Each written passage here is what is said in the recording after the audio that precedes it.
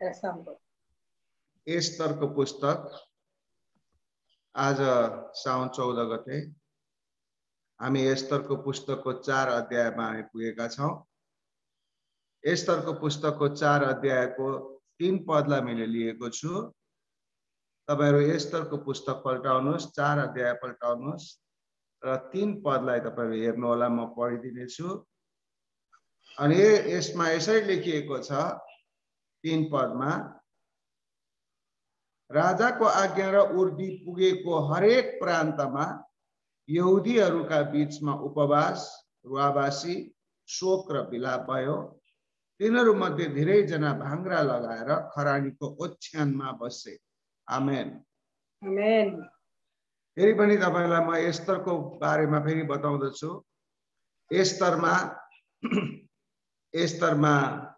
एस्तरको पुस्तक एस्तर को नामबाट भएको छ। र पहिलो अध्यायमा हामीले हेरेका थियौं, त्यहाँ एउटा राजा छ आहासुर भन्ने बेबिलोनमा। अनि त्यो आहासुर भन्ने राजाको रानी वस्तीले राजाले भनेको नमान्दाखेरि, भोजमा प्रस्तुत नहुँदाखेरि राजाले के गरेको छ, वस्ती रानीलाई रानीबाट हटाएको छ, पदच्युत गरेको छ।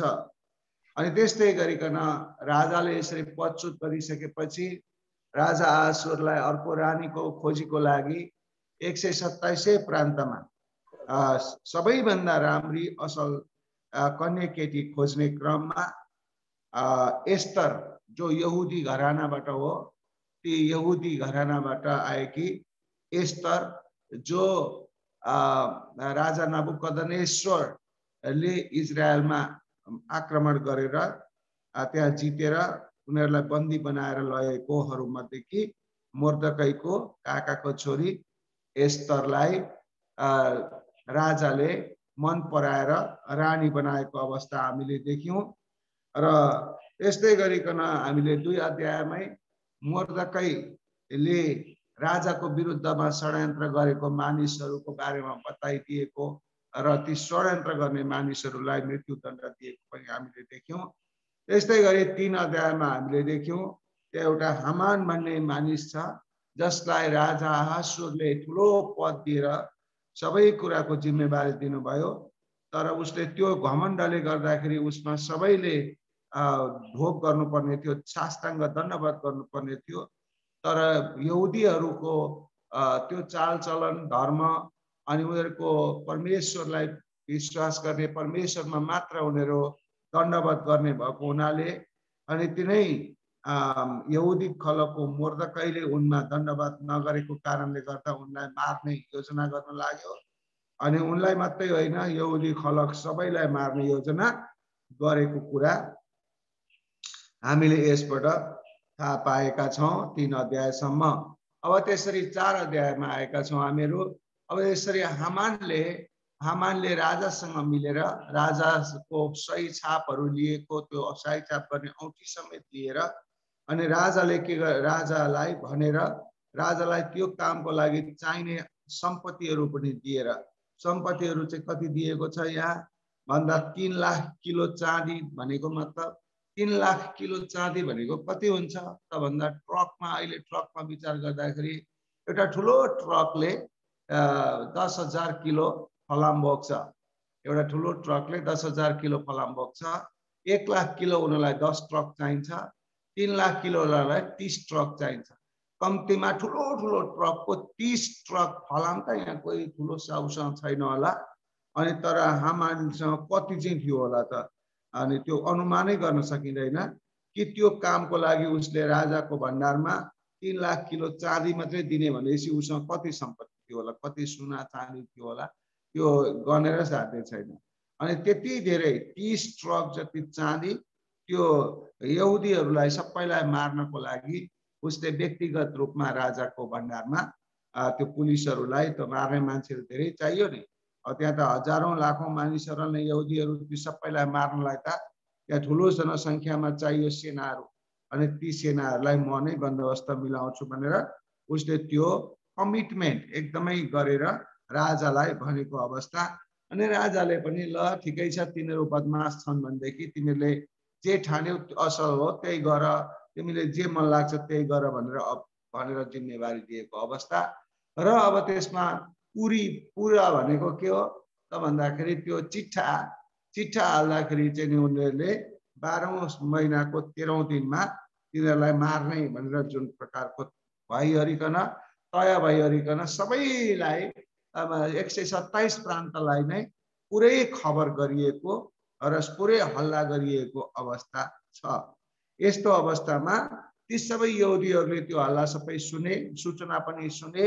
अनि यसरी सूचना सुनेका सबै यहुदीहरूलाई के भयो त भन्दाखेरि एकदमै दुःख भयो, एकदमै बिलाप हुन लाग्यो।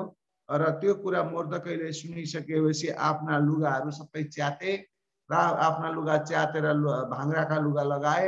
अनि भाङ्राका लुगा लगाएर उपवास बसे, खरानीमा बसे। अनि त्यसपछि उनीहरू खानापिना पनि बन्द, अनि सुत्न पनि ओछ्यानमा नै, खरानीमा। एकदम दुःख शास्ति, एकदम पुरै अब हाम्रो हिन्दू धर्मशास्त्रमा भनेको जस्तै तपस्या भन्छ नि, घोर तपस्या भन्ने शब्दहरू त्यहाँ छ। घोर तपस्यामा बसे र त्यस्तै गरिकन ती मात्र बसेनन्। अनि उनलाई जुन यहुदीहरूले त्यो सुने सबै मानिसहरूले के गरे त भन्दाखेरि घोर तपस्यामा बसे, उपवास गरे, रुवाबासी भयो, शोक भयो, विलाप भयो।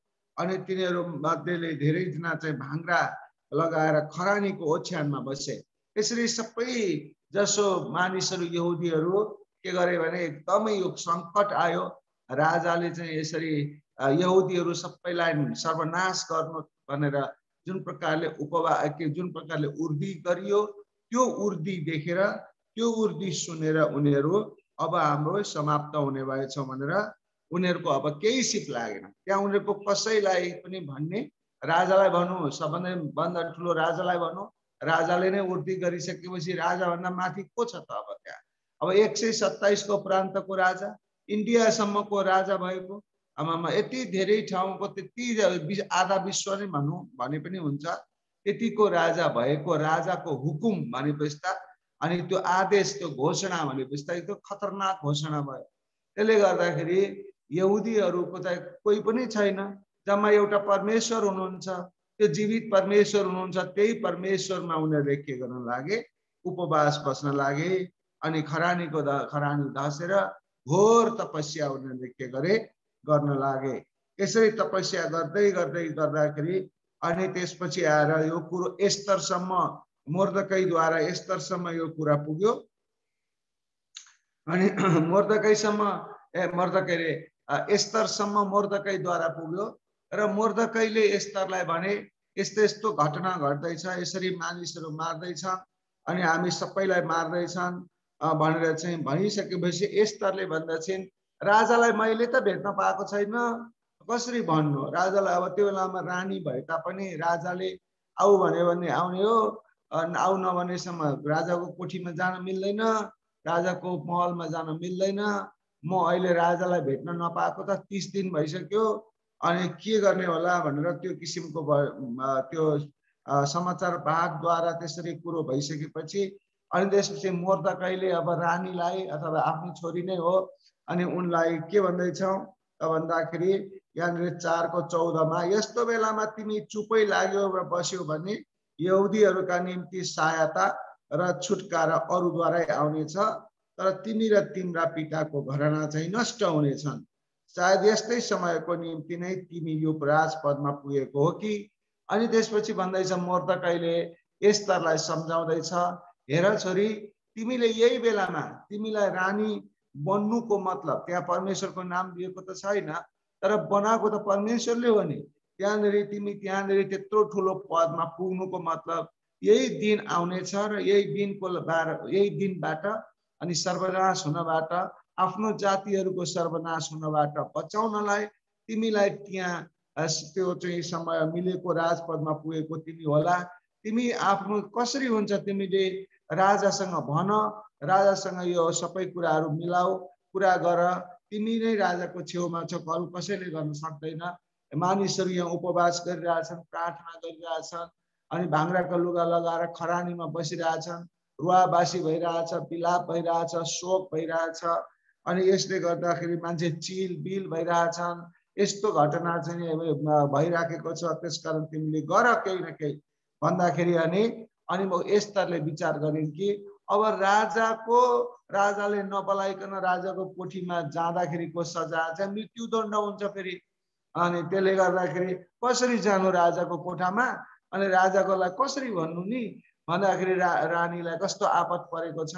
अनि उनले के गरिन्, अब मैले सायद आफ्नो जातिहरूलाई बचाउनको लागि भए पनि म आफू मर्नु परे पनि मर्नुपर्छ होला, अब मेरो दिन नजिकै आएको हुन सक्छ भनेर उनले त्यो सोचिन्।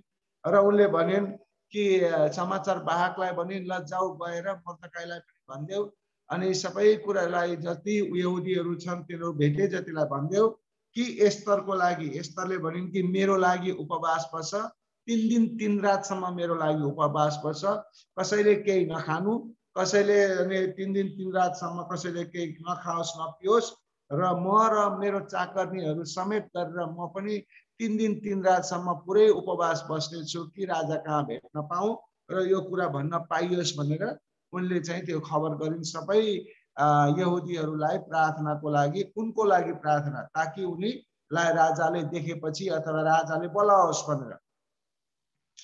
अनि प्रार्थना गरिन्। अब अनि प्रार्थना गरेर उनले भनिन्, म 3 दिनसम्म प्रार्थना मेरो लागि पनि गर्नु, हामी पनि गर्नेछौँ 3 दिन 3 रात केही नखाई नपिकन। अनि त्यसपछि अब प्रार्थना पछि म राजालाई भेट्न जानेछु, अनि राजाले मलाई किन नबोलाइकन आएको भएर सर्वनाश गर्नुभएछ भने पनि बरु गरून्, 3 दिन 3 रातको प्रार्थना पछि म भेट्न जानेछु, तिमीहरूले पनि मेरो लागि प्रार्थना गरिदेऊ भनेपछि त्यो बेलामा रानी समेतले राजालाई भेट्न कति कठिन थियो नि हैन। राजाको हुकुम राजाले चाहेको छ छैन, अनि यी सबै कुराहरू विचार गर्नु पर्थ्यो। राजाले बोलाएको छ भने मात्रै जान पाइन्थ्यो, नत्र पाइँदैन थियो, गयो भने उसको सर्वनाश हुँदथ्यो, उसलाई दण्ड हुँदथ्यो। अनि यो आँट रानीले गरिन्। अनि रानीले जब त्यो आँट गरिन्, 3 दिनसम्म उनीहरू घोर प्रार्थना गरे, उपवास बसे, रोए, कराए, एकदमै 3 दिनसम्म 3 रातसम्म नखाइकन नपिकन एउटै कुरालाई लिएर एस्तरले राजालाई भन्न सकोस्, राजाले कुरा सुन्न सकोस्, हाम्रो जीवन बच्न सकोस् भनेर परमेश्वरमा जीवनको लागि चाहिँ भिख माग्दै परमेश्वरमा उनीहरू घुँडा टेकेर एकदमै प्रार्थना गरे। प्रार्थना गरिसकेपछि अनि 5 अध्यायमा गएर पनि हामी हेरौँ। प्रार्थना गरिसकेपछि के हुन्छ त भन्दा एक दिन त्यो जुन तेस्रो दिन प्रार्थनाको तेस्रो दिन थियो, तेस्रो दिन चाहिँ रानीले विचार गरिन्, अब मैले राजालाई भेट्नुपर्छ, मेरो लागि सबैले प्रार्थना गरेका छन्, प्रभु पनि मसँग हुनुहुन्छ, त्यसकारण मैले अब राजालाई भेट्नुपर्छ। कसरी चाहिँ भेट्ने त, अब सिधै जान पनि मिल्दैन, बोलाएको छैन।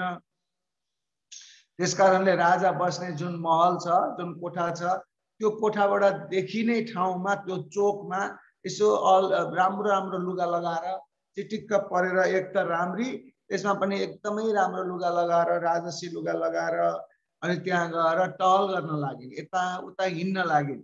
अनि अब प्रार्थना गर्दै हिँडिन होला, अनि यताउता हिँड्न लागिन्, राजाको झ्यालबाट देखिने ठाउँतिर हिँड्न लागिन्। अनि राजाले माथि झ्यालबाट देखे, अनि देखेपछि अनि राजाको मनमा के आयो भनेदेखि, ओ यो त मेरो रानी त्यहाँ घुमिराखेको छ, किन घुम्यो होला भनेर उनलाई बोलाउँ लाग्यो। अनि राजाले एस्तरलाई बोलाए। अनि राजाले जब एस्तरलाई बोलाए, अनि राजालाई एस्तरले भेटेपछि अनि साह्रै राम्री देखेर राजा साह्रै खुसी भए, किनभने प्रार्थनाको त्यहाँनिर हेर्नुहोस् त कति साह्रो प्रभाव तुरुन्तै परिहालेको छ। परमेश्वरले कसरी भित्रभित्री काम गर्नुभएको छ। अनि एक त एस्तर रानी असाध्यै राम्री पनि छिन्, अनि त्यसपछि प्रार्थना पनि गरेर गएकी छिन्, कति शरीर कति त्यो अनुहार धपक्कै बलेको होला। अनि त्यो देख्दाखेरि राजाले 1 महिनादेखि नभेटेकी श्रीमती देख्दाखेरि, अनि त्यसपछि राजकाजको कामले कति बिजी थियो होला, अनि श्रीमती अचानकमा 1 महिनापछि देख्दाखेरि उनलाई बोलाउँ त लाग्ने स्वाभाविकै भयो। अनि त्यसपछि आएर त परमेश्वरले पनि काम गर्नु भएको छ, र त्यसपछि उनले बोलाए, रानी एस्तरलाई भेटे। अनि साह्रै खुसी भएको हुनाले रानी एस्तरलाई उनले भने, हे रानी, तिमी किन टहल पहल गरेको त्यतातिर, के काम थियो, आऊ यता माथि मसँग बस। अनि रानी गएपछि राजाले भन्छन् तिमी के चाहन्छौ, तिमी साह्रै राम्रो देखेर उनी खुसी भएर भन्छन् तिम्रो के इच्छाले गर्दा तिमी यताउता गरेको, तिम्रो जे इच्छा छ त्यो माग म दिन्छु। किन राजाहरूको त्यो पूर्ति हुन्छ नि, उसँग जे पनि जति पनि छ जे पनि दिन सक्छु म भन्ने हुन्छ नि हैन। त्यसले गर्दाखेरि उनीहरूले भने म जे तिमीले जे माग्छौ रानी, तिमीले जे माग्छौ जे चाहना गर्छौ म त्यो दिन्छु, आधा राज्य समेत पनि दिन म तयार छु, ल तिमीले के माग्छौ माग भनेर भन्दा हुँदै अनि रानीले भन्छन् अनि रानीले भन्छन् ल महाराज धन्यवाद, हजुरलाई म भोजन खुवाउने मेरो विचार छ, हजुरलाई र हजुरको सेवक हामानलाई सँगै राखेर भोजन खुवाउने विचार छ, हजुरले यदि उचित सम्झिनुहुन्छ भनेदेखि म हजुरलाई भोजन खुवाउन चाहन्छु भनेर यसरी भोजन खुवाउने कुरा गरिन्। अनि राजा त झन् खुसी भए, ओहो रानीले बनाएर भोजन खुवाउने विचार गरेको रहेछ भनेर रानीलाई धन्यवाद पनि दिए। अनि त्यसपछि रानीले भोजन खुवाउनको लागि हामानलाई तुरुन्त बोलाए, तुरुन्तै बोलाएर ल्याउने त्यहाँ हुकुम भयो हामानलाई र भने ल तिमीलाई र मलाई रानीले स्पेशल खाना खुवाउनलाई विचार गरेको छ, ल आऊ भन्दाखेरि हामान पनि साह्रै खुसी भयो, ओहो मेरो लागि त रानीले राजासँग राखेर भोज खुवाउन लाग्नु भएको छ, तिरो त कति मानिसहरूले मलाई आदर गर्दछन्, तर चाहिँ त्यो मोर्दकै भन्नेले चाहिँ आदर गर्दैन, यहाँ रानी समेतले आदर गरेर मलाई राजासँग बसेर भोज खुवाइराखेको छ, त्यो मोर्दकैले चाहिँ किन आदर गर्दैन, त्यसले चाहिँ आदर गरेको छैन भनेर चाहिँ उसले त्यो सोच्यो र अनि अति खुसी भयो। खुसी भइसकेपछि के भयो त भन्दाखेरि राजासँग भोज खाए, राजासँग भोज बसेर हामानलाई खुवाइसकेपछि अनि राजाले फेरि भन्दछन् भोजको उसमा खाँदै गर्दा अनि हे रानी तिमीले माग्छु भनेको कुरा चाहिँ के हो त, खै माग त भन्दाखेरि अनि रानीले फेरि के भन्छन् भनेदेखि हजुरले म माथि निगाह गर्नुभएको छ भने भोलि पनि हजुरहरू दुवैजनालाई म भोज खुवाउँछु र भोलि नै मेरो कुरा बताउनलाई मलाई मौका दिनुहोस्, भोलि बताउँछु भन्दाखेरि राजाले फेरि के भने त ठिक छ ल भोलि पनि हामी सँगै बसेर खाने, स्तरले पकाएको खाने, रानीले पकाएको खाने भनेर अनि हामानलाई पनि त्यही भनियो। हामान पनि साह्रै खुसी भयो अनि खुसी भएर ऊ चाहिँ के भन्नु भोज खाइसकेपछि बाहिर निस्क्यो। बाहिर निस्किँदाखेरि त्यो फेरि राजपालहरूले उसलाई साह्रै दण्डवत साष्टाङ्ग दण्डवतै गरे अनि उसलाई मनमा भएको थियो रानीले त मलाई आदर सत्कारको साथ खानेकुरा खुवाइन् भने मलाई सबैले सत्कार गर्नुपर्छ, सबैले साष्टाङ्ग दण्डवत गर्नुपर्छ भन्ने उसमा घमण्ड झन फुलेर गयो। तर बाहिर नि भोज खाएर बाहिर निस्किसकेपछि मोर्दकाई फेरि देखियो।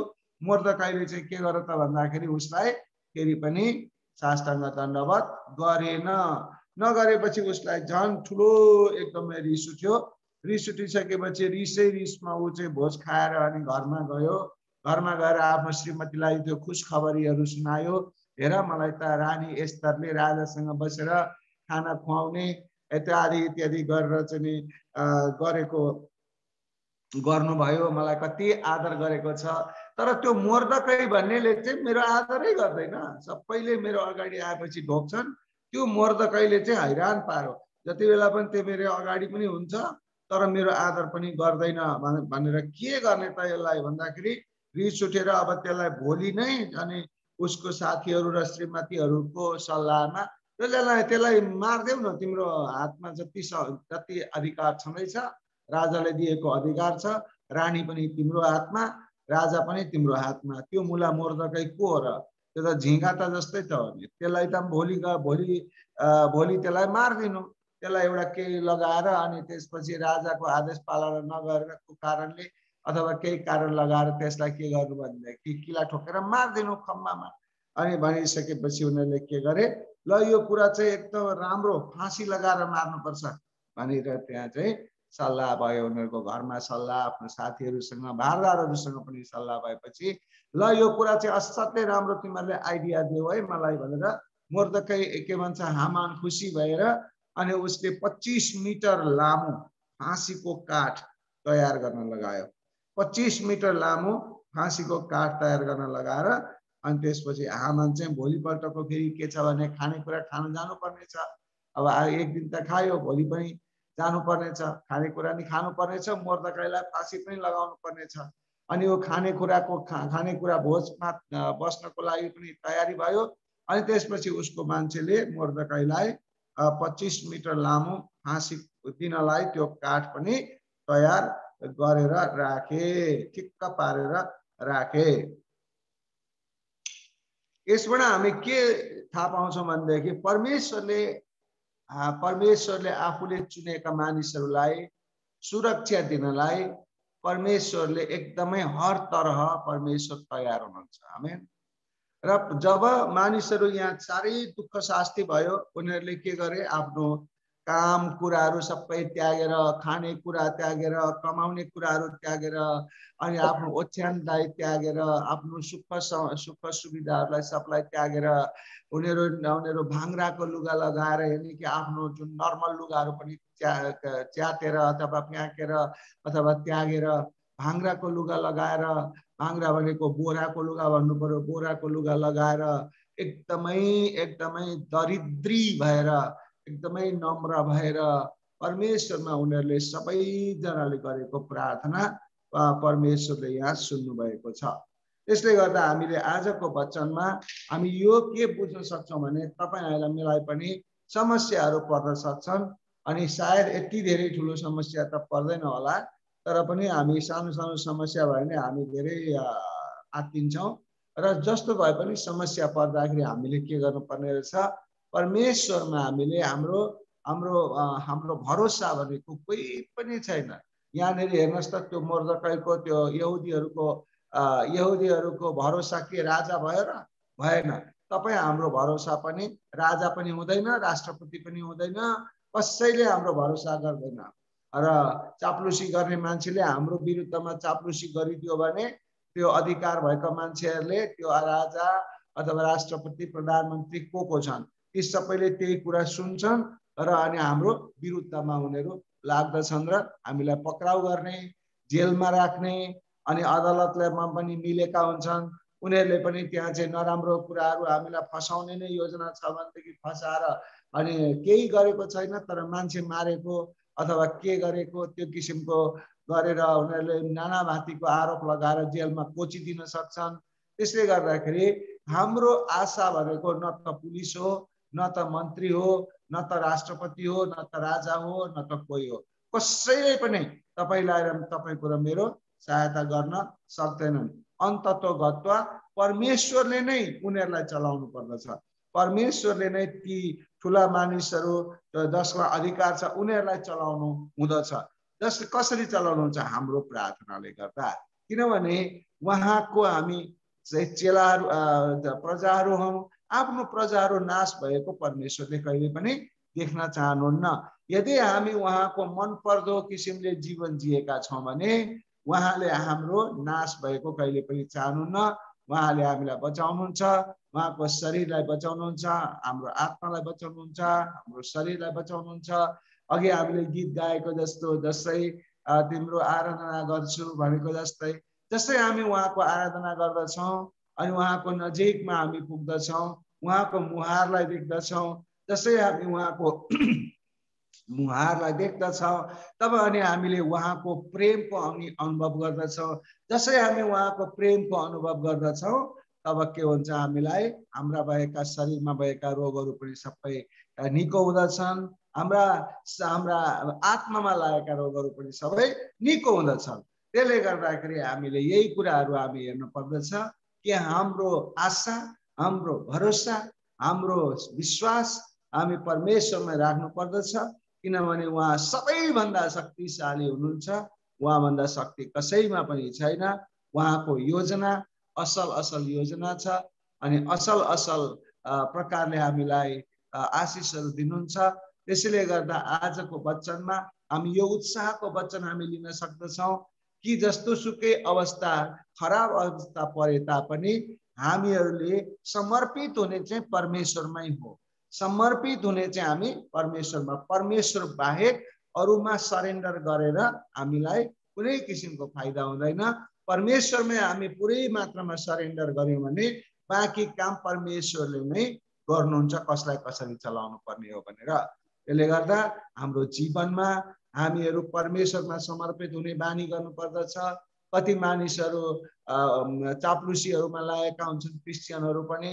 यो नेता मन पर्यो, त्यो नेता मन पर्यो, यो पार्टी मन पर्यो, त्यो पार्टी मन पर्यो, अनि त्यस्ता कुराहरू हामीतिर लाग्न हुँदैन। किनभने पार्टीले देशलाई विकास गर्ने होइन, देशलाई विकास कसले गर्छ त भन्दाखेरि विश्वासयोग्यता, अनि त्यस्तै इमानदारिता, अनि त्यो पारदर्शिता र देशको प्रेम, यस्तो कुराले मात्रै विश्वास गर्दछ। र पार्टीहरू अहिले हामी नेपालमा हेर्दा कुनै पार्टीहरूले पनि प्र्याक्टिकल रूपमा हेर्ने हो भने त्यो किसिमको प्रयोग गरेको छैन।